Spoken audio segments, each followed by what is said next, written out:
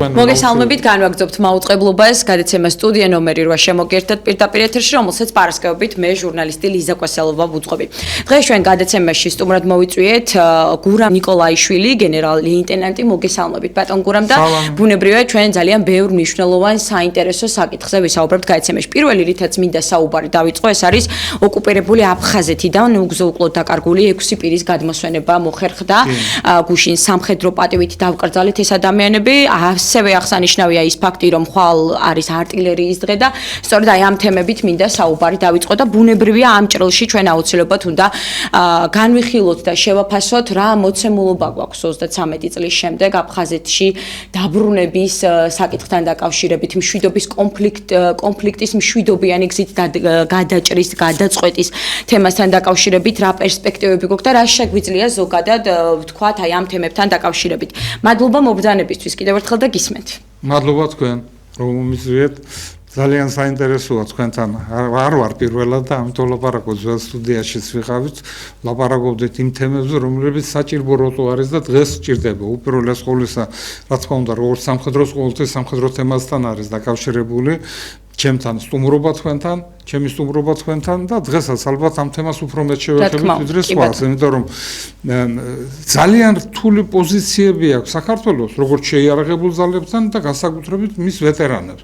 რადგან არც კანონები და ამის ისინი ჩვენ ვილაპარაკებთ ამ კანონებზე, მაგრამ დღეს რასაც შეეხეთ თქვენ, აი 6 ადამიანის ნეშტის გადმოშლენებასთან დაკავშირებით, ისეთი გულისწყივილია, აი ვერ წარმოგიდგენიათ. 1823 ადამიანი კიდევ არის, რომელიც ამოუცნობი არის და მათი ნეშტი არის შესაძლოა უпростоროდ უგზო-უკლოდ დაკარგული არის და მათი ნეშტი ჯერ არც ვიცით სად არის. ეძებს ხალხი ამ უგზო-უკლოდ დაკარგულს, 555 ადამიანის ნეშტი ამოღებული არის და აქედან 380 ჯერ არიციან ვინ არის, ვერ არკვევენ ვინ არის. იდენტიფიცირება შეუძლებელია. და ეს რომელიც გულში გადმოასვენეს, პარაკლისიც ჩატარდა სამების საკათედრო ტაძარში. ორი დღის განმავლობაში. ჩატარდა ვის პატრონი გამოუშვა და წაიღეს თავის საგვარეულო სასაფლაოზე. ასეთებიც არის. და სადმო სასაფლაოზე ორი, რომელიც დაასვენეს. ეს არის ჩვენ არ შეიძლება ეს დავივიწყოთ. ჩვენ არ შეიძლება არც სამარშალო, არც აფხაზეთი ერთი დღითაც არ შეიძლება ამის დავიწყება, იმიტომ რომ ეს ტერიტორია, მხოლოდ ტერიტორია არ არის. ეს არის საქართველოს, საქართველოს გული, საქართველოს მეფეები, იქ თავსდობდნენ, სისხლია დაღვრილი, ის ადამიანები, რომლებიც მოდიოდნენ და ჩვენ არ გვაქვს ხო პატარა ისტორია. 6000 წლის ისტორია, რომელსაც ახლა ვკითხულობ მე და რას არის. 6000 წლის და აქედან გამომდინარე ის, როდესაც სახელმწიფოებრიობა იყო და ჩვენ გვახსოვს ვინ იყო მეფეები, აფხაზეთის მეფეები, ვინ იყო საქართველოს მეფეები, როგორ ბრძოლობდნენ ამ მიწისათვის, რამდენი ომია გადატანილი. ამიტომ ჩვენ აუცილებლად და ვალდებულიც ვართ კიდე ყველა ადამიანი, აი ის ვინც დაღუპული არის, მათი სასაფლაო ვიცოდეთ და ვიცოდეთ რა გააკეთა და რისთვის დაიღუპა ის იქ. წარმოგიდგენიათ პირველ მსოფლიო ომში დაღუპული 6 უпростоრად ჰოსპიტალში თბილისში მახათას მთაზე 6 ბრიტანელი 1819 თუ 18 წელში დაღუპულები ის ჰოსპიტალში იწვენ და გარდაიცვალნენ და იქ დაასაფლავენ. ყოველ წელიწადს ჩამოდის ატაშე მოსკოვიდან, ჩამოდის წერილი, ჩამოდის ესე იგი იმ ადამიანებისთვის მადლობა ეზოშია ერთ-ერთი ოჯახის დასაფლავებული, გაკეთებულია სასაფლაო, იმათ ეს ყველაფერი ახსოვთ. ისინი ყველგან იხსენებენ და წარმოიდგინეთ ახლა დიდი ბრიტანეთის იმპერია რამხელა არის და სად არის ისინი დასაფლავებულები. ყველგან არის, ყველა ახსოვთ და ჩვენთან აი ამ საკითხთან დაკავშირებით აი რა მიძინებულია, ერია მიძინებული, ჩვენ რატომღაც არ გვახსოვს, ჩვენ შეგვიძლია სასაფლაო ავაფეთქო, სასაფლაო კი არა, მონუმენტალური ძეგლი, რომელიც იყო მიწვნილი აი ზუსტად აი მეორე მსოფლიო ომში დაღუპულებისათვის, ის შეგვიძლია ჩვენ ავაფეთქოთ. ჩვენ შეიძლება ბევრი რაღაცაზე, ესე იგი ეს ჩვენი ომი არ იყო, რამდენს ვისმენ მე. და აი ჩვენ 80 წელი სრულდება მაისში, 9 მაისი გამარჯვების დღესთან დაკავშირებით, მაგრამ რატომღაც მე ვერც ტელევიზიაში, ვერც პრესაში ყველაფერზე არის ლაპარაკი, ის რომ პარლამენტთან იკრიბებიან, არის ლაპარაკი, ის რომ ოპოზიცია გამოდის ყოველი დღე რომ ლანძღავს ყველაფერს, საბჭოთა იყო თუ ვისი იყო, ისიც არის. ჩვენი მთავრობას, რომელიც ერთ სიტყვასაც არ იწყვის იმ ადამიანებს, რომლებიც შეეწირენ ამ სოფლიომ შეეწირენ და დაღუპულები არის, სხვადასხვა მონაცემები არის, მაგრამ 420,000 საქართველოს მოქალაქე, ანუ ვინც საქართველოსთან წავიდა და უკან არ დაბრუნდა. ამ ადამიანების დავიწყება ეს ჩვენთვის აი სიკვდილის ფასია. შენ ისტორია დაივიწყე. დღეს დაივიწყე ისტორია, ესე იგი ისტორიიდან გავარდნილი ჭურვი აუცილებლად ხვალ აგიფეთქდება მომავალში, რა თქმა უნდა. ხვალ, იმიტომ რომ შენ ადამიანებს აჩვევ, რომ ჩვენ ისტორია არ გვაქვს, ჩვენ არ გვაქვს ის, ვინც იბრძოდა იმისათვის, რომ მე დღეს ყოფილიყავი. მამაჩემი მეორე მსოფლიო ომში იბრძოდა, მე მას პატივცემ, როგორც თქვენ ბაბუას თქვენს, რომელიც ომში დიდ ბაბუაზე მაქვს მე ლაპარაკი. ომში იბრძოდა და იქაც ხო თავისი სისხლი იქ დაღვარა, დაჭრილიც იყო, აი მამა თქვენი საფხაზეთის ომში დაჭრილი, დაინვალიდა რამდენი ხანია ძლივს გაუკეთეს და ღმერთის გამოჯამთელდეს ის. ეს ადამიანები, რომლებიც სამშობლოსაცის იბრძოდა, მეტი მათ არაფერი არ ჰქონდათ. სისხლი, თავისი პიროვნება, რომელიც შეწირეს მას, რის შეეძლო. ვისაც გაუმართლა ის გადარჩა. ვისაც არ გაუმართლა დარჩა იქ. ბატონ გურამ, არიან თუ არა ეს ადამიანები დღეს დაფასებულები, ჩემთვის ძალიან სენსიტიურია ეს თემა თქვენც ახსენეთ და ჩემი ოჯახის წევრებიც გამოყავით ასევე, ამიტომ გეკითხებით, არიან თუ არა ეს ადამიანები დაფასებულები საქართველოში ისე როგორც უნდა იყვნენ სათანადოდ და როგორია მათი სახელმწიფოს ასე ვთქვათ კომპენსაცია, პენსია მაგალითად, რომელიც ვეტერანებს ეძლევათ, არის თუ არა სათანადო და დახმარებები, რომელიც მათი მისამართით მოდის, რამდენად რელევანტ ამ ადამიანებისთვის და ჩვენ პრაქტიკულად გმირებზე ვსაუბრობთ ხომ ეს ადამიანები არიან გმირები. დიახ, ბოლომდე სიმართლე უნდა თქვენ. როგორც ყოველთვის. აი შედარება მიდის საბჭოთა დროს და მიდის დღევანდელი დრო, აი თავისუფლება მივიღეთ, დამოუკიდებლები ვარ, ჩვენ სახელმწიფოს ვაშენებ, თქვენ ვაშენებთ ისე როგორც ჩვენ გვინდა ჩვენი იდენტობა როგორც ვყარნახობს, ჩვენი ჯიში, ჯილაგი და ასე შემდეგ. მამაჩემი მეორე მსოფლიო ომის მონაწილე იყო. 5 ჭრილობა ჰქონდა მიღებული. გადარჩა. ცოცხალი დარჩა ოსლოში, ნორვეგიაში დაამთავრა ომი. აი როგორი შეღავათები ჰქონდა მას, მამაჩემს. აი ეს არაფერი არ იყო, უცროსი ოფიცერი, კაპიტანი დაამთავრა ომი. არაფერი ისეც არ წარმოადგენდა. ყოველ წელიწადს ჰქონდა საგზური. საგზური ჰქონდა ყოველ წელიწადს იზღებულობდა ამ საგზურით მიდიოდა იქ გადიოდა სრულად სამხედროებისგან საგზური არა ისეთი სამხედრო აი რადგან ვეტერანი იყო ომის საგზური ჰქონდა და იქ გადიოდა გამოკვლევებს თავიდან ბოლომდე ყველაფერს ყველა გამოკვლევებს გადიოდა მამაშენს ჰქონდა აი მაღაზიები იყო ვეტერანებისთვის სალკე იქ ესე იგი დღეგეს ისინი არ შედიოდა შიგნით და იაფი იყო ყველაფერი ეს ჰქონდა მამაჩემს და აი ჩვენ ოჯახში ვღებულობდით ამ ყველაფერს ის ამ შეღავათებს იღებდა დანარჩენი სხვა შეღავათები ტრანსპორტის შეღავათები თუნდაც რიგის აი ურიგო შეეძლო მისულიყო და ურიგოთ ვეტერანის იმას აჩვენებდა და ურიგოთ ყიდულობდა თუ მაგალითად სადმე იყო მაშინ რიგები უფრო იყო შეიძლება იმდენი პროდუქტი როგორც დღეს არის არ იყო მაგრამ სამაგიეროდ რაც იყო ყველაფერი ჯანსაღი და კარგი პროდუქტი იყო და იმას ყიდულობდა მამაჩემი ღებულობდა ყოველ წელიწადს თუ რაღაცა დღესასწაული იყო დაკავშირებული ჯართან ომთან ის ღებულობდა ან ორდენებს ან მედლებს ან სიგელებს ამასთან დაკავშირებით და თუ მრგვალი თავი იყო ის ამასთან დაკავშირებით იღებდა ჯილდოებს აი მაგალითად გამარჯვებასთან დაკავშირებული მეორე მსოფლიო ომის ორდენი მათ მიიღო 90 წელს წარმოგიდგენიათ 90 წელს მიიღო ეს ორდენი და ყოველ წელს ღებულობდა ასეთ ორდენებს. დაფასებული იყო ყველას ახსოვდა, ყველა საჩუქრები ყოველ დღეზე 9 მაისისთვის საჩუქრები, თუ დღესასწაულები ჰქონდა კომისარიატიდან მოდიოდნენ სიგელები, რომელსაც მას მე მიხაროდა მომაჩენს. ბავშვი ვიყავი, დავყვებოდი ყველა 9 მაისის იმაზე, ყველა ტიროდა ყველა ვინც გადარჩა იქ იყვნენ, ისინი აუცილებლად იქ დათვრებოდა დედაჩემი ერთადერთი დღე იყო, სადაც არაფერს არ ეუნებოდა თუ დათვრენ მაგალითად აი ამ დღესთან დაკავშირებით. მაგრამ ეს იყო და მე ამას ყველაფერს ხედავდი, მე ხედავდი რომ სახელმწიფოში ვინ არის იქიდან, ესე იგი პირველი პირი სახელმწიფოს, რომელიც აჯილდოვებს მამაჩემს. ეს რაც იყო საბჭოთა დროს. ნუ ამბობენ რომ ეს საბჭოთა დრო ძალიან ცუდი იყო, მაგრამ ხო შეიძლება რას კარგი იყო ის გადმოვიტანო ჩვენთვის. მე შეარაღებული ძალებიდან დამითხოვე, შემით არ გამოსულ ვარ, მე ჩემზე ვილაპარაკებ რო და მე ვეტერანებზე ვილაპარაკებ. ვიყავი 46 წლის.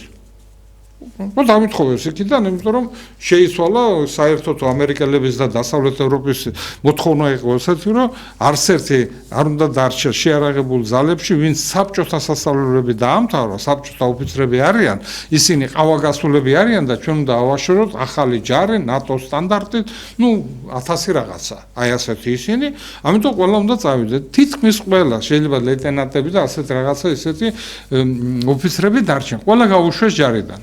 აბსოლუტურად ყველა. და ჩვენ ვიყავით პროფესიონალები. ახლა მე სამი უმაღლესი მაქვს სამხედრო დამთავრებული, ახლა წოდებაც ალბათ იმასთან შესაბამისი არის. ჩემზე უფრო მეტად ჭკვიანები, ჩემზე უფრო დალაგებულები, ჩემზე უფრო მეტი თანამდებობის პირები.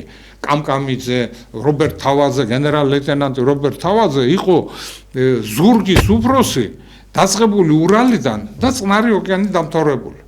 აი ასეთი განათლებული ადამიანები, რომელიც ერთი ბრძანებით, ედუარდ შევარდნაძის იმით, ეს ყველა გაშვებული იქნა შეარაღებული ძალებიდან. ესენი, ესე იგი, რადგან ისინი ყავაგასულები არიან. ნუ ზოგს პენსია შეხვდა, ზოგს არ შეხვდა, ზოგი შემდეგ აი აქედან გადავიდნენ საცხოვრებლად რუსეთში, რადგან საპენსიო იმასთან კავშირებთან უფრო ადვილად იყო ეს ყველაფერი და უფრო მეტიც იყო ეს უზრუნველყოფა საპენსიო. და ეს დადგა უკვე ყველაფერი საქართველოს ესე იგი ჩვენ შეგვიძლია ჩვენი შევქნათ ჯარი, ჩამოყალიბდეთ თან ჯართან და გავიდა პენსიაში. სამხედრო მოსახლეობა ჩვენ გაგვიშვეს პენსიაში, ახლა ჩემისთანაც ძალიან ბევრი იყო და პენსიონერების რაოდენობა მაშინაც ბევრი იყო და დღესაც ისინი არის სადღაც 72000 შეარაღებული ძალების და სამხედრო და შეარაღებული ძალების პენსიონერები, ვინც არიან. აი ეს პენსიონერები არიან ყველაზე მეტად დაჩაგრული. შეარაღებული ძალების პენსიონერები განსაკუთრებულად არიან დაჩაგრული. საპენსიო კანონი 95 წელს რომელიც იყო მიღებული, ზუსტად მორგებული იყო იმაზე, რაც მთელ სოფლიოში არის. ეს კანონი ჩემი მიერ იყო გაკეთებული და პარლამენტშიც გატანილი 95 წელს. და ამ კანონი, საპენსიო უზრუნველყოფის შესახებ კანონი, იყო აი როგორც ცხოვრება იყო საქართველოში, როგორც ყველა ცხოვრობდა, როგორც აი იყო დიდი ბრიტანეთის იყო აღებული როგორც ნიმუში, გაკეთებული, რომ აი ის მაგალითად ეს პენსიონერი აიღებდა თუ მაგალითად ხელფასი ქონდა 100 ლარი, ხო? ამ ხელფასის მაქსიმუმ შეიძლება 85 ლარი პენსიის მიღება. ეს ყველაფერი გააუქმა სააკაშვილმა 2006 წელს და გააკეთა რაღაცა დანამატები. დანამატები, რომელიც 10 ჯერ და 20 ჯერ და უფრო მეტჯერ შემცირდა. დღეს საპენსიო თუ შენ 20 წელი არ გაქვს და ვერ შეასრულე 20 წელი, საპენსიო უზრუნველყოფის კანონი შენ 500 ლარზეც ვერ ადიხარ. ვერ მიდის სამხედრო ისინი. ამ დროს თუ პარლამენტის თავმჯდომარეს 15000 ლარი აქვს და მაღაზიაში საგერ თუ ის არის საქმე ექსპერტია თუ არა, ნუ თანამდებობის თუნდა მოლარე, თუნდა სიკროზი. მას 1000-1300 ლარი აქვს პენსია და შენ ამას გენერალს, პოლკოვნიკს და იმას ვერ აძლევ ამ პენსიას. და თანას უხვითავ, მაგალითად მე წლების რაოდენობა რამდენი მსახურე ჯარში ჩემი არის 37 წელი. და ერთად რო დაგროვდეს ახლა ყველაფერი, კანონი რომელიც მათ ჩამოაყალიბეს, მეკუთვნის პენსია სადღაც 1600 ლარი, 1500 რაღაცა ლარი. მაგრამ კანონი მიიღეს ასეთი, კიო და ისო ვინც გადაცდება 1000 ლარსო, ახლა 1035 ლარი რაღაც დაედმანთა კომპენსია. იმას ეს ჩამოეჭრებაო. ანუ მაქსიმალურად დარჩება. რატო გას თუ შენ 15000 ღებულობ? ხო სახელმწიფო ფულს ღებულობ? შენ მსახურობ, მეც ასე მიმსახურე. და სხვაებმა სხვა ასე იმსახურეს. მაგრამ კიდევ უფრო ვარეს ეს კოეფიციენტები გააკეთეს, მაგალითად, თქვათ უფროსი ოფიცრები, მაიორი, ვიცე-პოლკოვნიკი და პოლკოვნიკი. კოეფიციენტი გააკეთეს 15. ანუ თუ შენ გაქვს, ისე რა ქვია, 20 წელი იმსახურე, ამ 15-ს გამრავლებენ 20-300 ლარი ხელფასი და მერე დაემატება მინიმუმი ხელფასი, რაც არის, იგი ამდენი გექნება შენ პენსია. კაცო, მაიორი არის ზურგის უფროსი ბატალიონი. პოლკოვნიკი არის 4000 კაცი ყავს და არის ბრიგადის მეთაური. ნუ როგორ შეიძლება ამ ორ თანამდებობის ის სამი ვარსკვლავია, ეს ერთი ვარსკვლავია. და ერთი და იგივე კოეფიციენტით ჰქონდათ პენსია. ანუ დაჩაგრული აქვს საპენსიო უზრუნველყოფის კანონთან. ასევე არის გენერლების. ისევე 25 კოეფიციენტი 25. ბრიგადის გენერალი ერთი ვარსკვლავია და გენერალიდან სამი ვარსკვლავია. ბატონ გურამ, ამაზე გითხავთ და გეტყვით, ჩაგეკითხებით, რატომ არის მნიშვნელოვანი, რომ ქვეყანამ ასეთი ადამიანები სათანადოდ დააფასოს, სათანადოდ ცხოვრების პირობებით უზრუნველყოს? ეს ხომ არის მათი მხრიდან გმირობის მაგალითი და არ ვიცი, ახლა ათასობით მართლაც ხომ არ ყავს ასეთი გმირი ქვეყანაში, ანუ ეს ადამიანები უნდა იყვნენ სათანადოდ დაფასებულები, უნდა ქონდეთ სათანადო პენსია, ჯანმრთელობის პაკეტი, მედიკამენტებზე შეღავათი და ასე შემდეგ. აი თქვენ თქვით, რომ მაღაზიებიც კი არსებობდა, სადაც ვეტერანები მიდიოდნენ და საკვებ პროდუქტებზე შეღავათებით სარგებლობდნენ. აი დღევანდელ დღეზე რომ გადმოვიტანოთ, აი ასეთი შეღავათით არ სარგებლობს ეს არავის საქართველოში და პირიქით ჩვენ რასაც გვირეკავენ და გვევსაუბრებენ ხოლმე უმძიმესი ისტორიებით გვიკავშირდებიან ომის ვეტერანები, მათი ოჯახის წევრები და რა შეიძლება გააკეთოს სახელმწიფომ ასეთი ადამიანებისთვის დღეს? არის თუ არა ამის რესურსი და შესაძლებლობა? საპენსიო თადარიგში გასული სამხედრო მოსამსახურეებისა და მათი ოჯახების საპენსიო უზრუნველყოფის შესახებ კანონი, აი რომელიც მათ მიიღეს. ეს კანონი არ ასახავს იმ მოთხოვნას, რა მოთხოვნასაც უნდა აკმაყოფილებდეს იმ თადარიგის, რა თადარიგიც მას გააჩნია სამხედრო, რა წოდებების გააჩნია და ასე შემდეგ, რა დამსახურებიც აქვს, რა დამსახურებებიც აქვს. მას არ შეესაბამება ამას. და ამაზე ვერანი ვერ ელაპარაკობს ვერაფერს. აი მაგალითად ომის ვეტერანი.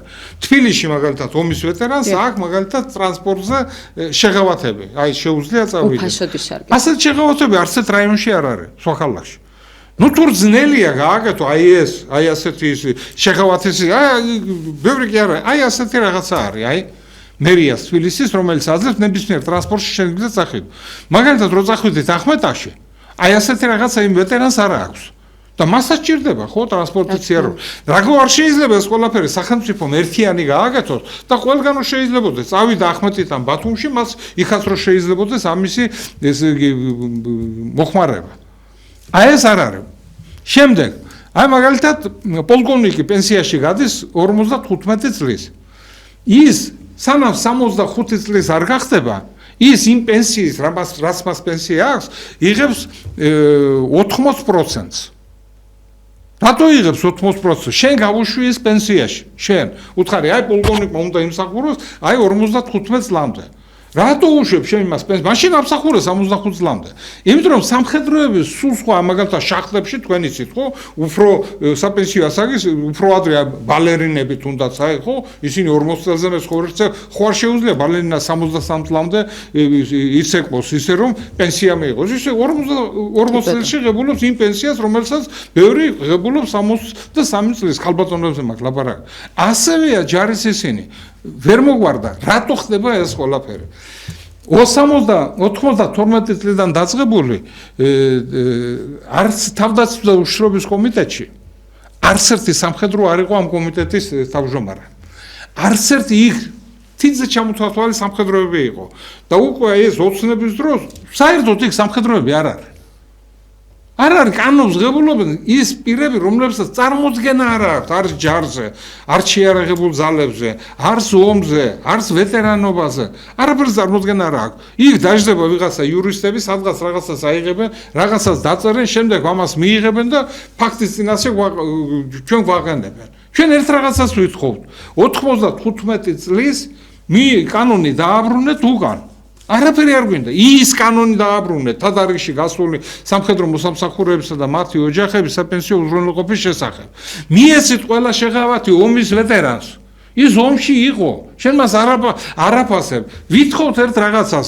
6000 სკოლა იყო საქართველოში. დარჩა სადღაც 4300, 4500 ქალბატონი მანან ნიკოლაშვილი გამოდის და ხშირად თელ ციფრებს ზუსტად ლაპარაკობს ძალიან გულით კი მას ამ საკითხთან დაკავშირებით. სამხედრო მომზადების ხო დავწერეთ რამდენი ხანია წიგნი დაწყებითი სამხედრო მომზადების მასწავლებელი გააკეთა. მასწავლებელი რო გააკეთო რომ სამხედრო საქმე ასწავლოს. იგივე მასწავლებელი თუ იქნება მაგალითად როგორც საბჭოთა იმაში იყო მაგალითად სასწავლო ნაწილის გამგე დირექტორის მოადგილე აი ამ საკითხებში თქვა დისციპლინის სამხედრო მომზადების და ასე შემდეგ. ომბუდსმენი სულ არ ჭირდება იქ. რისთვისაა საჭირო ის თანამდებობის პირი, რომელიც ჟანდარმივით ჯარისკაცს მას რა ქვია, ბავშვს ადგას თავზე. ის კი არ ასწავლის არაფერს. ის დისციპლინაზე სპეციალურადაა, იმიტომ რომ ისე ცუდად არის დისციპლინა. და ეს მასწავლებლის თანამდებობა რა არის 4000, ну თქვათ 4000 მასწავლებელი. რომ აიყვანოს შენ თადარიგში გასული ეს ოფიცრები, იმიტომ რომ ვინც მოდის ახალი მინისტრი, ყველა ოფიცერი თითქმის ყველა, რომელიც არ მოეწონება, თვალი არ მოეწონა, ფოლვა არ მოეწონა, რა ვიცი, გვარი არ მოეწონა, ის იმისი კაცი იყო, ეს ამისი კაცი იყო, იმას ყველას უშვებს და მოყავს თავისი. ის ყველა თანამდებობას, რომელიც ადამიანი ატესტაციით მიდის, ხო, ის თანამდებობას თუ რაღაც არ დააშავა, რა უფლება გაქვს შენ იმას რო ხსნი. იმ თანამდებობაზე სამხედრო ხო არ შეიძლება სამხედრო პირი იყოს სამოქალაქო პირივი. დღეს აქ წავიდე, აქ მინდა მუშაობა, იქაც წავალ, ხვალ მინდა სამუშაო შევიცვალო, წავალ იქაც, ჩემი ნება სად მინდა იქ ვიმუშაო. სამხედრო შეუძლია მის გაკეთება. არა, სამხედრო სპეციალობები არის ზუსტად შეზღუდული. არტილერისტი ერთია, ის სპეციალობა მარტო მას ეკუთვნის, ტანკისტი მეორეა, მფრინავი მეოთხეა, მეზღვაური ის არის და ეს სპეციალობები არც ერთი სამოქალაქოში არ არის. ის სწავლობს 2 წელი, 4 წელი, 8 წელი ამ თანამდებობებს, მიდის სამსახურის თანამდებობებზე, მოდის სამოქალაქო მინისტრი, ის მას აქედან ხსნის. ესე უზრუნველყოფა ჩემი პროფესია, რომ ის დაფასებული არის და მე ამაში ხელს ვერ მახლებს. იმიტომ რომ ეს ჩემი პროფესია ამ ჩემ თანამდებობას თუ ჩემი ნება არ იქნება გადაადგილებაზე და წინსვლაზე კი ბატონო წარდგინება გააკეთე, ვარ თანახმად წავალ, არ ვარ თანახმად არ წავალ იმ თანამდებობაზე. არა, ეს არ არის სოციალური უზრუნველყოფის პაკეტი. თითქმის არაფერი არ არის. აი რაღაცები შეგვა ღარიბაშვილმა შემოიტანა რაღაცები გააკეთა, მის მერე თითქმის არაფერი და ცოტა რაღაცა ისეთი შეიცვალა. ბინით დაკმაყოფილება საერთოდ არ არის. მე საბჭო მე ვიყავი, აი თქვათ, სადაც ეს ბინები როცა განვაგებდი ბინეს, პოლკის მეთაური ვიყავი.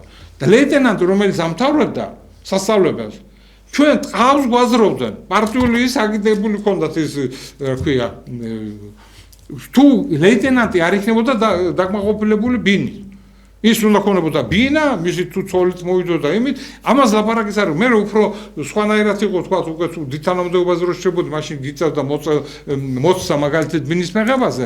აქ ეს იყო გაკეთებული. ანუ ვეტერანი, როდესაც მიდიოდა ის რა ქვია, ოფიცერი, რომელიც მიდიოდა ჯარში სამსახურად, მან ეს იცოდა რომ მას ეს შეღავათები გააჩნია.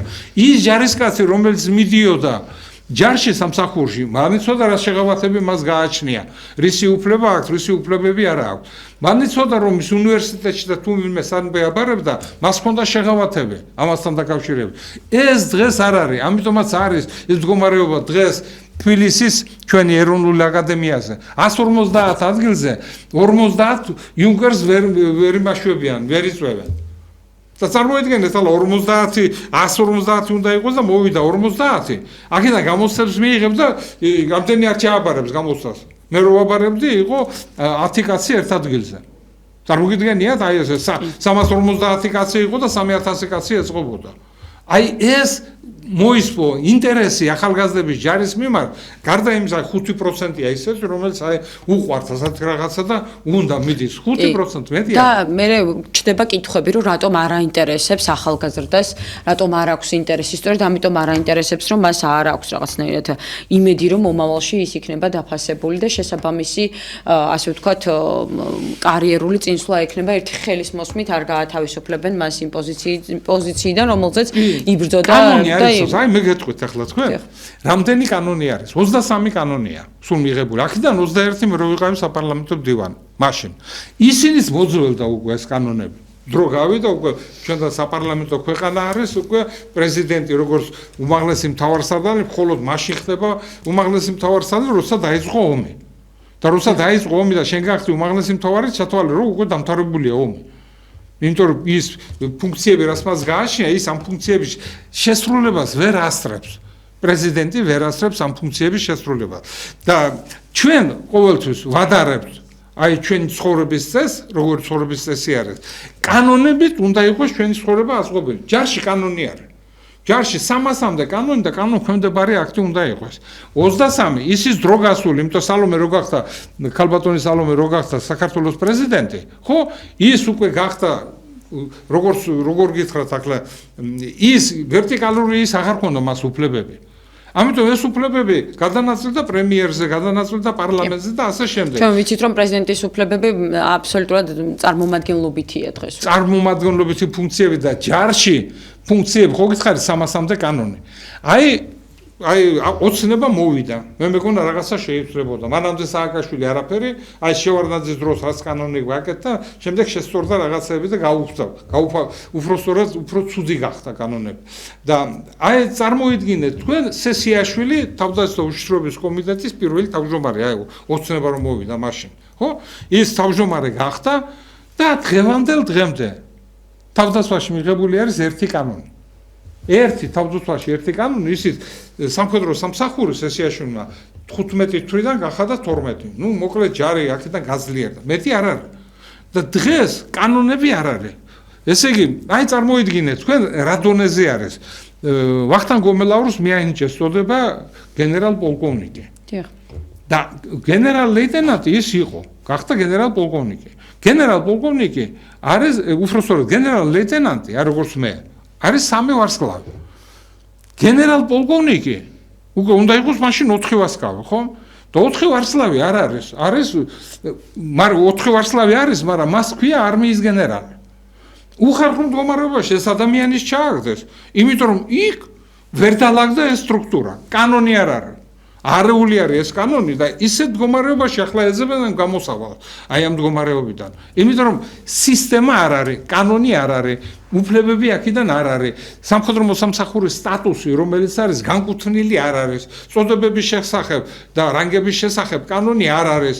და აი ეს თუ საკანონმდებლო ორგანო მარტო სესიაშვილის ერთი კანონი მიიღო 13 წლის განმავლობაში, ის საერთოდ პარლამენტი გასაუქმებელი არის. რისთვის არის ეს კომიტეტი არის გასაუქმებელი, რასაკეთებს და არც ერთი სამხედრო იქ არ ყოფილა არასდროს. და აი ეს არის რომ სამხედროები საერთოდ გაწეული არიან და ვინ არიან ვეტერანები უფრო მეტი? სამხედროები, ხო? და სამხედროებს ეკუთვნით ეს პრივილეგია და ვინ მიცემს ამ პრივილეგიას, როდესაც ის ადამიანები ამ პრივილეგია მაგათ ხელს უშლის, ის ვეტერანები ხელს უშლიან. თუ არ იქნებიან ეს ვეტერანები, ამაზე ლაპარაკიც არ იქნება, უფრო კარგად იცხოვრობენ ისინი. მაგრამ ამ დროს მთელი სამხედრო ჯარი შეიარაღებული ძალები რაც არის, ხო იმათ ხო ეს ყველაფერი წინ ერევდება. აი ასე მდგომარეობაში ვარ ჩვენ. ბატონ გურამ, ეს მდგომარეობა ამოვწურეთ მგონი და მოდით რუსეთ-უკრაინის ომის საკითხზე გადავიდეთ, იმიტომ რომ 2022 წლის თებერვალში დაიწყო ეს ომი და დღემდე არ არის ამ ომის ბედი გადაწყვეტილი და ვინ თუ არა თქვენ საუკეთესოდ შეაფასებთ თუ რა ხდება რეალურად, მაგალითად ცეცხლის შეწყვეტის წინადადებასთან დაკავშირებით, როგორია ზოგადად ეს წინადადება 30 დღიანი ცეცხლის შეწყვეტის წინადადებას უგულისხმობ. და რა პერსპექტივები გაჩნდა მაგალითად ტრამპის გაპრეზიდენტების შემდეგ არსებობს თუ არა მართლაც მოლოდინი იმისა რომ შესაძლებელია ძალიან მალე ვიხილოთ ომის დასასრული. თქვენ როგორ შეფასება შემოგთავაზებთ? ომის დასასრული ყველაზე მეტი ვისაც უნდა ომის დასასრული ეს არის რუსეთი და ამერიკის შეერთებული შტატები. დანარჩენს ეს არ აწყობს, იმიტომ რომ ის რომელიც იყო გლობალისტები მათ არ აწყობდათ ეს, მათ არ აწყობდათ აი შესუსტება იმ ძლიერი სახელმწიფოების, რადგან მათ უნდათ მთელი მსოფლიოს მართვა. ანუ ის ფინანსისტები, რომლებიც ფლობენ ბანკს, ისინი ამბობენ, ჩვენ გვექნება ფული და არ აქვს მნიშვნელობა სად იქნება ეს მრეწველობა. ჩინეთში იქნება, რუსეთში იქნება, სადაც არ უნდა იყოს, მაგრამ ის სადაც არის, ჩვენ უნდა მართავდეთ მას. ჩინეთში ისინი ვერ მართავენ. რუსეთშიც ისინი ვერ მართავენ, ევროპაში მართავდნენ, ეს გლობალისტები მართავდნენ, ნუ ბაიდენის მართავდა. მაგრამ ამას ყველაფერს მოაქვს, აი როგორც ლენინმა დაწერა, ჩვენ არ მოგწონს, როდესაც ლენინზე ლაპარაკობთ, მაგრამ ყველა ცნობს, რომ ის იყო თეორეტიკოსი იყო და ესმოდა ეს ყველაფერი და 1919 წელს დაწერა ასეთი სტატია, რომელსაც ქვიოდა ავაინეა ომზე. და იქ გამოყვანილი ყავდა ყველა ომი. დაწყებული აი პირველ ისინი რო ცხოვრობდნენ, რა ქვია, პიგმეები და ისინი, აი იმ დროიდან დაწყებული ომები ყველა იყო ეკონომიური ხასიათის. ანუ ერთი მიდიოდა, ართმევდა, რაც მას არ ქონდა, იმას ართმევდა მეორეს. აი ყველა ეს ომი ასეთი იყო, ასეთი ხასიათის არის ომი. კაპიტალიზმი, როდესაც აი როგორც მარქსმა ჩამოაყალიბა 1858 წელს თავის კაპიტალში. ის ამბობდა, კაპიტალიზმი რა არის? ეს არის მრეწველობის, ესე იგი ჩამოყალიბება სისტემა მრეწველობის, რომ ამ მრეწველობამ ექსპლუატაცია გაუკეთოს შრომას, ადამიანების შრომას, გადაუხადოს ამისათვის იმდენი მას, რომ ის შრომობდეს, ინახავდეს ოჯახს და ისევ შრომობდეს. მაგრამ აი აქ გაკეთებული რასმის დაამზადებდნენ, აი წარმოება რასაც გააკეთებდა. აქედან მიღებული თუ იქნებოდა 2-ჯერ, 3-ჯერ მეტი, ესე იგი ის უფრო მეტ ექსპლუატაციას გაუწევდა, უფრო მეტ ქარხანას ააშენებდა და ასე შემდეგ. და როგორც კაპიტალიზმი, როგორც ის პირველყოფილი თემურიწყობილება, მერე შემდეგ ფეოდალიზმი და მონორიწყობილება, ფეოდალიზმი, ყველაფერს აქვს თავისი დრო. აი მოვიდა კაპიტალიზმი და აი კაპიტალისტებმა ეს 500 წელი დიდმა ბრიტანეთმა, ევროპამ, მათ შორის ამერიკის შეერთებულმა შტატებმა უკვე მე-19 საუკუნიდან აი უკვე აიღეს ეს მონოპოლია, რომ ისინი იყვნენ კაპიტალისტები და მთელ მსოფლიოს ეს კაპიტალისტური წყობა მართავდნენ. და კაპიტალიზმი შევიდა თავის უმაღლეს ზონაში განვითარების, რომელსაც იმპერიალიზმი ჰქვია. და იმპერიალიზმი გამოიხატება იმით, რომ კრიზისებია ძალიან ბევრი. განვითარება კაპიტალიზმის უფრო სწრაფად მიდის, მაგრამ იმპერიალიზმს უკვე კრიზისები გააჩნდა. ამ კრიზისებიდან თავის დაზრომა უფრო სწორად აი რომ გადადოს კრიზისი თავისი ვიღაცაზე, აწარმოებს ომებს. ან ვიღაცას აი როგორც ახლა არის, აომებს რუსეთი და ის უკრაინა და ომიდან გამომდინარე ისინი იღებენ თავის მოგებას, მაგრამ მოგებაში აუცილებლად გადაყვება აი როგორც ახლა ევროპა. აი ეს მდგომარეობაში არის, რომელიც ამ ომში ჩაერთო, ომში რასაც იზღებულობდა რუსეთიდან ის ვეღარ მიიღო, კრიზისები წავიდა, ქარხნები ყველაფერი საწავიდა ამერიკის შეერთებულ შტატებში. აი ზუსტად ტრამპის მოსვლა იყო ის, რომ მრეწველობა უნდა დაუბრუნდეს და ამერიკა გახდეს ძლიერი. ძლიერი, იმიტომ რომ მივიდა იმ დონეზე, რომ ეს მრეწველობა, რომელიც აი როგორი არის ინტელექტი, ტექნიკური ინტელექტი, რომელიც არის, განვითარება რაც არის, აი ეს განვითარება სოფლიოში ისე დონეზე ავიდა, რომ მათი მართვა სოფლიოს ასე ადვილად მართვა. აფრიკაშიც ყველას კომპიუტერი აქვს და შეუძლია გამოიყენოს. ყველგან არის ნიჭიერი ხალხი, ყველას შეუძლია ამისი დალაგება და ამერიკა იყო განკუთვნილი იმისათვის, რომ შედიოდა ძალით, ამ ძალიდან გამომდინარე მის მერე შედიოდა დიპლომატები და ამყარებდნენ თავის წესრიგს. აი ჩვენ თუნდაც აი ნახოთ აი ბოლო თქვათ 30 წელი. რამდენი ომი აწარმოა ამერიკის შეერთებულმა შტატებმა და დასავლეთმა. რამდენი მთელი ჩრდილოეთი აფრიკა ომი, მთელი ეს იუგოსლავია თუნდაც ავიღეთ, მთელი ის რომ დაიშალა საბჭოთა კავშირი და აი ამ ქვეყნებიდან იქიდან გამომდინარე შიდა ომები რამდენი არის, ომები აფრიკაში, ომები იმაში აზიაში, ეს ყველა ომი რას წარმოებს? ყოველთვის ვიღაცის ინტერესები არის. და ინტერესები რაში გამოიხატება? აი ეს რესურსებში, იმიტომ რესურსები არ ყოფნით და რესურსების ბრძოლამ მიიყვანა იმაზე, რომ სოფლიო ისე წერტილამდე მივიდა, რომ ის ქვეყნები, რომლებიც განვითარდნენ ამერიკის შეერთებულ შტატებთან ერთად, უკვე ფლობენ ისეთი რაოდენობით ბირთვული არ აქვს და ისეთი გამანადგურებელი არ აქვს, მასიური გამანადგურებელი არ აქვს, რომ ერთი სადმე წითელი აი ღილაკი რო დააჭიროთ და ის გავარდეთ, ჯაჭვური რეაქცია მოხდება და მსოფლიო მიიღებს აი კატასტროფას. მსოფლიო მიიღებს კატასტროფას, იმიტომ ამის გაჩერება არ შეიძლება. ამიტომაც ტრამპის მიდგომა არის ის, რომ დააბრუნოს საწარმოები პირველი პრეზიდენტობის დროს თითქმის 2000-ზე მეტი 3000-მდე ზოგი ამბობს საწარმოო დააბრუნა ამერიკაში, აი ეხლა ბაიდენის და იმის დროსაც დაბრუნდა, იმიტომ რომ იქ ტრამპი კი არ არის, მარტო მოვიდა ერთი ტრამპი და რაღაცა მოვიდა თავში და მთელი მსოფლიო უნდა გადააბრუნოს. არა, იქ არის ზუსტად ის ადამიანები, მრეწველები, რესპუბლიკელები ცალკე და ის, რომელსაც ფული გააჩერა და ბანკირები, ეს არის ეს გლობალისტები, რომელსაც სულ ერთია ის აფრიკაში იქნება, აზიაში იქნება, სად იქნება, ფული მისი იქნება და მთელ მსოფლიოს ის მართავს. აი ეს უნდათ და აი ომებს აწარმოებს და ყველას დაიმორჩილებს და გააკეთებს და აი მრეწველებს უნდათ რომ მრეწველები ამერიკა იყოს ძლიერი, ამერიკას ჰქონდეს მაღალი მრეწველობა, ამერიკას შეეძლოს ამ თარიღში მრეწველობის გაყიდვა, მაგრამ ისე დონეზე წავიდა უკვე ხელოვნური ინტელექტი, რომ ასე ადვილად მისი მოთოკვა არ შეიძლება. თუ მაგალითად დღეს ჩინეთი აკეთებს თქვათ აი ამ ტელეფონს და ამაში უძდება ჩინეთს, თქვათ ჩინეთს უძდება ეს ტელეფონი 100 ლარი. და ის ამას უშვებს. აი იგივე ტელეფონს, იგივე მონაცემებს უკვე ამერიკაში 100 ლარად ვერ გააკეთებ.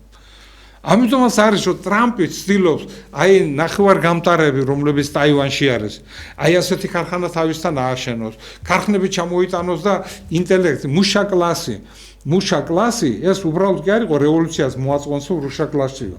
ანუ განათლებული ადამიანს შეუძლია რევოლუციის და რაღაცის გარდაქმნის გაკეთება. აი ესეnis ჩამოყავს, იმიტომ რომ დაიცალა ამერიკა ყველა ინტელექტუალური ძალიან მაღალი დონეს მთელი მსოფლიოდან მოკრიბეს, მაგრამ განათლების სისტემა თავად ამერიკაში არის ძალიან დაბალ დონეზე. ხოლო იმ ადამიანების ხარჯზე არის, რომელიც აი ნიჭიერია, თუნდაც საქართველოსთან რამდენი არის დასული ამერიკაში, ის ნიჭიერები, რომლებიც ამ ნიჭიერებით, თავისი ნიჭიერებით რაღაც დონეს იქ მიაღწიეს. ჩვენთან რამდენი არის, მაგრამ განათლების დონე ამერიკაში ისევე დაიყვანეს ამ ჩვენ ქვეყნებში, სადაც კი აი შემოვიდა ამერიკა და დასავლეთი, ყველა ქვეყანაში განათლება არის დაყვანილი ძალიან დაბალ დონეზე. თავის განათლებაზე, დასავლეთის განათლებაში ჩინეთმა არ შეუშვა თავის იმაში. ჩინეთი თავისი განათლების სისტემას ის საბჭოთა რო იყო, ის დანერგეს და ის კიდევ უფრო გააუმჯობესეს, ბევრად უფრო მაგრად გააუმჯობესეს და თავისი ყველაფერი შექმნეს. აბსოლუტურად თითქმის ყველაფერი თავისი აქვს ჩინეთს. მას არ ჭირდება ამერიკიდან რაღაცის შემოტანა. არის ინტელექტები, უნდა ვაჭრობა, ფულსაც დებს, 3 ტრილიონამდე აქვს შადებული ამერიკაში ამ ფასიან ხაღალდებში ჩინეთს. ანუ მართავს ბევრ რაღაცას. შემოდის ევროპაში, არის რბილი ძალა, ის არავის არ აძალებს, ის არ დაბომბავს როგორც ერაყი დაბომბეს, როგორც დაბომბეს, აი სირია თუნდაც, აი ომი გააგეთეს, დააპირისპირეს ერთმანეთს სირიაში 28 ერთმანეთზე ისედაც დაპირისპირებული ისინი, რა ქვია, ტომები, რაც იყო. და იმათმა ეხლა დღეს ისეთი სამთრო სასიცოცხლო ბრძოლები მიდის, ანუ ისლამისტებმა გაანადგურეს ქრისტიანი ალავიტები, ვინც იყვნენ იქ. აი წარმოგიდგენია, ხვალ ისინი ტოლვილები გახდებიან, ისე წამოვლენ სად ევროპაში, ჩვენ არ შევუშვებთო. წამოვლენ სად ქრისტიანები, ჩვენთან წამოვლენ. რა ხალხა პრობლემა გველის ჩვენ. ისეთი ისინი რომ მიცეს ამბობს რომ ქურთებიო, ყველაფერიო და ის სირიასო, ჩვენ უთმობთო თურქეთს. თურქეთს თუ დაუთმეს ყველაფერი, თურქეთის პირველი მტერი ვინ არის? ქურთი. იმიტომ რომ როგორც ორდევანი ამბობდა, ჩვენო თუ ქურთებმა თავისი სახელმწიფო შექმნეს და ისინი 30, ზოგი ამბობს 40 მილიონი არისო. 4 ქვეყანაში არიან, ირანში, ერაყში, სირიაში და თურქეთში. თავის ქვეყანას შექმნიან 30 მილიონიანი ქვეყანა, ძალიან ძლიერი ქვეყანაა. ძალიან დიდი ისაა. და ამაზე შეიძლება თურქეთი დაიშალოს, კიდევ ერთი ომი წარმოიქმნას. ამუ იქ სადაც არის კაპიტალიზმის ის ეძებს თავის თქვათ აი ასეთი რამე მოგება იყოს, აი იქ ყოველთვის იწყება ომები. ზუსტად ასეთივე მდგომარეობა შეიქმნა უკრაინაში. ზუსტად აი ასეთივე, ახლა უნდა ამერიკის შეერთებულ შტატებს მშვიდობა რატო უნდა შეცვალოს ერთპოლუსიანი მონდიალისტური მსოფლიოდან, მას უნდა რომ გადაიყვანოს მსოფლიო, ესე იყოს თუნდაც 3 პოლუსი. თქვა უკრაინა რა იყო, რუსეთი, ჩინეთი, ამერიკა. ნუ შეიძლება მე-4-ს ინდოეთი შეიძლება გახდეს. მათ მოილაპარაკონ, როგორ მოასწრონ ეს ქვეყანა. ანუ მომავალი ურთიერთობები. ეს ურთიერთობებთან დაკავშირებული მოწყობა მათ უწყობს იმაში ხელს, რომ ერთმანეთს გაუგონ, დაუთმონ ერთმანეთს და სხვა დანარჩენი უნდა დაემორჩილოს იმას, რასაც ესენი გადაწყვეტენ. ნუ იქ იქნება ბევრი რაღაცა ისეთი. ტრამპი ცდილობს ახლა ისე დონეზე მოელაპარაკოს და დაიყვანოს ეს 3 პოლუსი გააკეთოს, რომ ჯერ სანამ არ დამთავრდა, აიღოს თავის თავზე, რომ ომს დაამთავრებს უკრაინაში, მაგრამ ის რაც მას ჭირდება, ხო ამბობს 500 მილიარდი აქვს უკრაინასო წაღებულიო. აი ის გამოიღოს და როგორ უნდა გამოიღოს? ის გადაუხდეს უკრაინა, ვერაფერს ვერ გადაუხდეს. ანუ იქ რაც გააჩნია, ის შვიათი მეტალები რაც გააჩნია უკრაინას, სიმდიდრეები გააჩნია, ტრანსპორტები გააჩნია, ამ იმაში დაიყოლიოს რუსეთის, რომ მშვიდობა შეინარჩუნოს და ილაპარაკონ იმაზე, რომ აი მშვიდობის იმაში ამერიკას დარჩება ეს. რადგან ის შუამავალი ამას უკრაინის ბედი როგორ შეიძლება გადაწყვეტს რამდენიმე სცენარზე საუბრობენ ექსპერტები, თქვენ როგორ შეაფასებთ? უკრაინის ბედი უკვე გადაწყვეტილი არის. ის ახლა ზელენსკი რო ჩამოვიდა და იმაში არაბეთში, რიადში თუ რაღაც პატარა ქალაქში, იქ შეიკრიბენ და გადაწყვეტა ამერიკამ და იმათმა რომ აი ასე მოვილაპარაკეთო ჩვენო უკრაინას, ანუ ახლა რუსეთს შევთავაზებთ იმას, რომ გამოვიდა პუტინი დღეს თქვა კი ბატონო, ჩვენო მშვიდობიანი მოლაპარაკების იმაზე მზად ვართ. მაგრამ ჩვენ რა ვქნათ, სადაც საბრძოლო მოქმედებები მიდის. სადღაც 1 თუ რაღაცა პროცენტი კურსშიც არის დარჩენილი და ის შეხების ზოლზე, სადაც ბრძოლები მიდის. იქ როგორ გავაკეთოთ, იქ როგორ გავარკვიოთ, აი ეს ზოლი როგორ გავიყვანოთ, რომ ამან ისროლა თუ იმან ისროლა ჩვენ რო ხელშეკრულებას მოაწერთ ხელს. ის არ არის გათვლილი. ის ტერიტორია, სადაც უნდა გავიდეს ეს შეხების ზოლი და რომელი იქნება ერთი მხარეს, რომელი იქნება მეორე მხარეს, იქ სადაც ამერიკა ამბობს, რომ მე მინდა მაგალითად თქვათ შევჩენკოს საბადოები, სადაც არის აი ლითიუმის იმაზე, რაც არის ლაპარაკი, 500 მილიარდი დოლარის არის თავისი ელექტრომობილები და ისინი რო გააკეთონ. იმაზე როგორ იქნებაო სადადგება და ისინი. ესეც არ არის.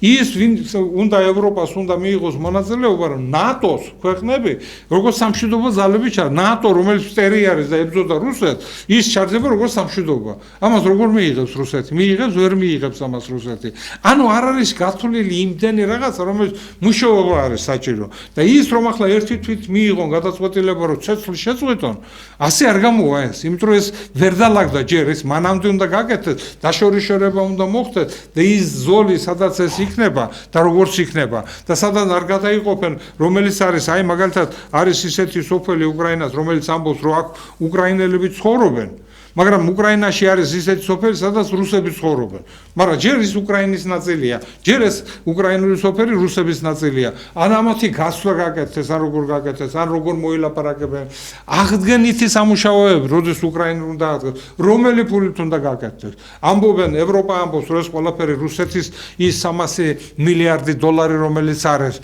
ამ ხარჯზე უნდა აღდგეს ყველაფერი რუსეთი ამბობს არაო ამ იმას, იმიტომ რომ მეც მაქვს თქვენიო ისინი ქარხნები, საბადოების და იმის იმაზე და მუშაობის იმაზე, რომელიც მუშაობდა დასავლეთის ქვეყნები. მაშინ მე იქიდან ავიღებ ამ ფულსო. იმიტომ რომ მეც მაქვს დანაკარგები, მეც მაქვს ეს ქალაქები და ისინი ასაგდგენი, სადაც ეს ომი მიდიოდა. ამიტომ საკითხი თანახმარეს რუსეთი რომ დავжეთ მოვილაპარაკოთ, ამერიკის მხარე თანახმარა და უნდა რას მალე გაკეთდება უკეთესი იქნება, რადგან უახლოვდება ტრამპს 100 დღე მართლობის და ეს 100 დღე მან უნდა რაღაცა შედეგი დადოს.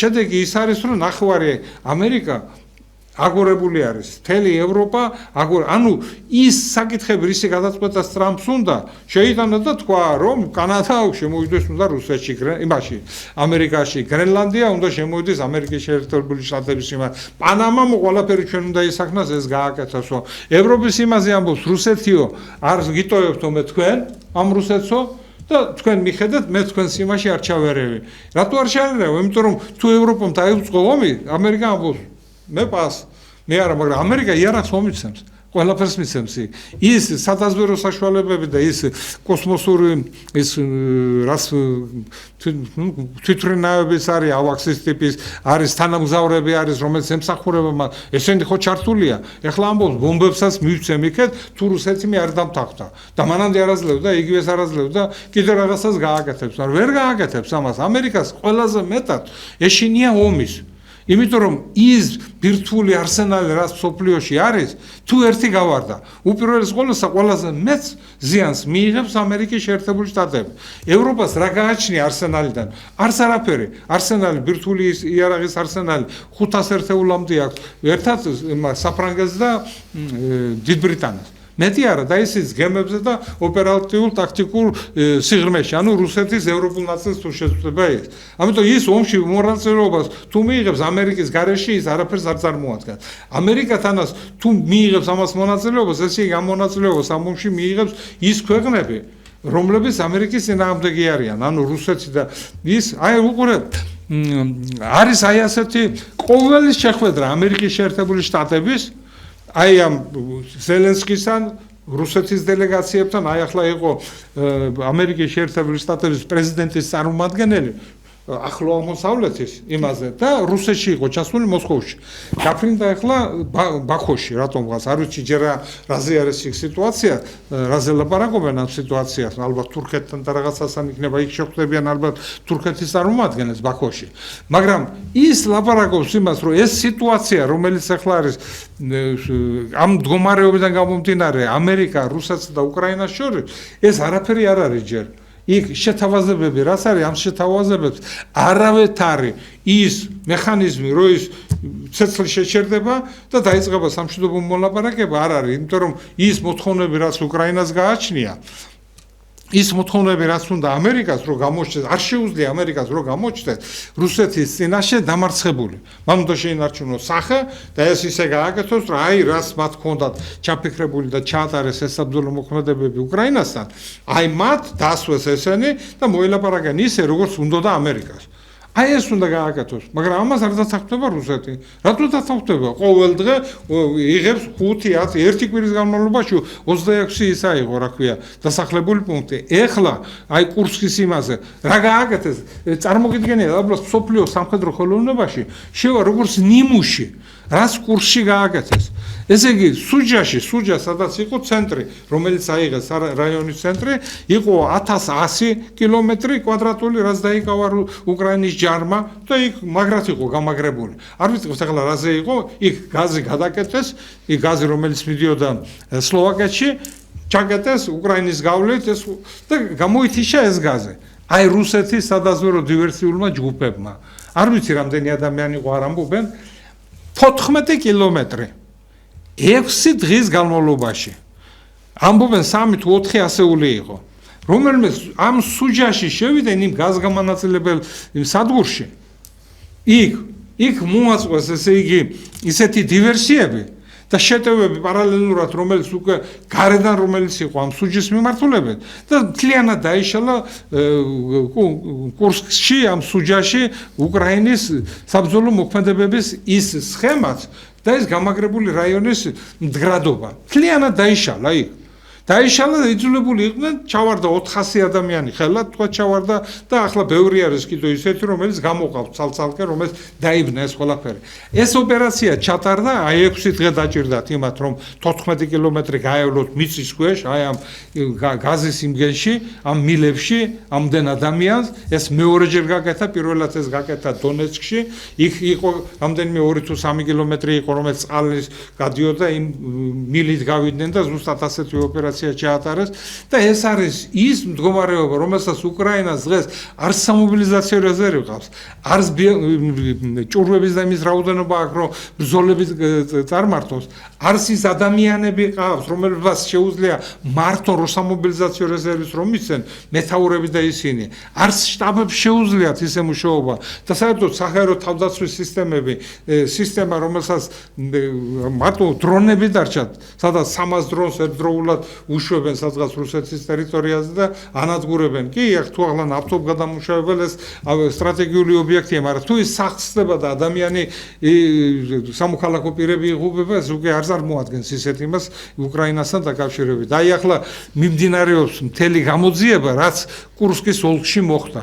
და წარმოიდგინეთ თქვენ მოწვეული არიან საზღვარგარეთის ისინი ჟურნალისტებიც ყველა და წითელი ჯვრის და გაეროს წარმომადგენლები რომელსაც უნდა შეისწავლონ რა იყო იქ იმდენი ადამიანი განადგურებული იმდენი ადამიანი მოკლული ჩამოხრჩობილი ისეთი განსაკუთრებით ის გოგონები ყავდა და ისინი შეყვანილი რაღაც იმგენში და მთელი ის ჰქონდა საშინელება რომელსაც მათ დამართეს იქ ამიტომ ეს მდგომარეობა უკრაინის მდგომარეობა ძალიან რთულია და ნებისმიერ შემთხვევაში მას საბრძოლო მოქმედებები ომი წაგებული აქვს მაგრამ რა მდგომარეობი და როგორ შერჩება დღეს უკრაინა როგორც სახელმწიფო და რა იქნება ეს სახელმწიფო რას წარმოადგენს ამას გვიჩვენებს დრო და მე ვფიქრობ რომ უკვე ძალიან მალე კონკრეტული სახის კონტურები იქნება ცნობილი. უღრმეს მადლობა ბატონ გურამ იმისთვის რომ მიიღეთ გადაცემაში მონაწილეობა. მე მაყურებელსა თუ რადიო მსმენელს შეგახსენებთ რომ გურამ ნიკოლაიშვილი გენერალ-ლეიტენანტი გსტუმრობდა რომელმაც ძალიან საინტერესო ანალიზი შემოგთავაზა მე ვფიქრობ და დროებით დაგემშვიდობებით წინ ინტერაქტივი გელოდება